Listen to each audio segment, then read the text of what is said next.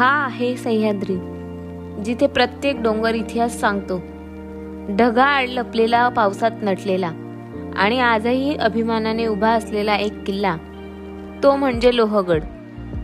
आज आपण पाहणार आहोत लोहगड किल्ल्याचा इतिहास, ट्रेक आणि थरारक अनुभव.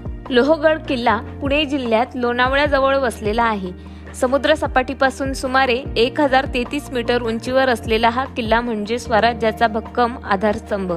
लोहगड म्हणजे लोखंडासारखा मजबूत किल्ला. पावसाळ्यात तर हा किल्ला स्वर्गासारखा भासतो. इसवी सन 1648 साली छत्रपती शिवाजी महाराजांनी लोहगड किल्ला स्वराज्यात सामील केला. पुढे पुरंदरच्या तहानुसार हा किल्ला मुघलांकडे गेला, पण महाराजांनी पुन्हा आपल्या पराक्रमाने तो जिंकला. काही काळ स्वराज्याचा खजिना इथे ठेवण्यात आला होता.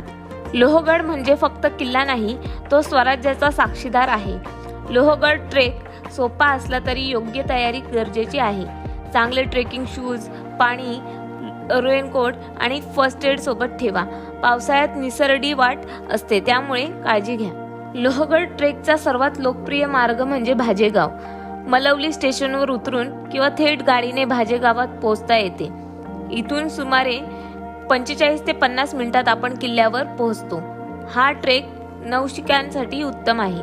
जसजसं आपण वर चढतो तसं निसर्ग आपल्याला भुरळ घालतो. पावसाळ्यातील धबधबे, हिरवीगार पायवाट आणि थंडगार वारा मन शांत करतो. इथे प्रत्येक पाऊल आनंद देतं.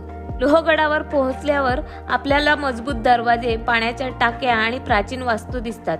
इथून विसावर किल्ल्याचा दृश्य मन मोहून टाकतं. लोहगडाचा सर्वात प्रसिद्ध भाग म्हणजे विंचू काटा. विंचवाच्या शेपटीसारखी दिसणारी ही रचना म्हणजे किल्ल्याचं वैशिष्ट्य. इथून दिसणारा परिसर पाहून थक्क व्हायला होतं. इतिहास आणि निसर्ग जपणं ही आपली जबाबदारी आहे. कचरा करू नका, भिंतीवर नाव करू नका आणि सुरक्षित ट्रेक करा. गड म्हणजे केवळ ट्रेक नाही, तो इतिहासाशी जोडलेला प्रवास आहे. इथे आलो की छत्रपती शिवाजी महाराजांचा पराक्रम आठवतो. जय भवानी, जय शिवाजी.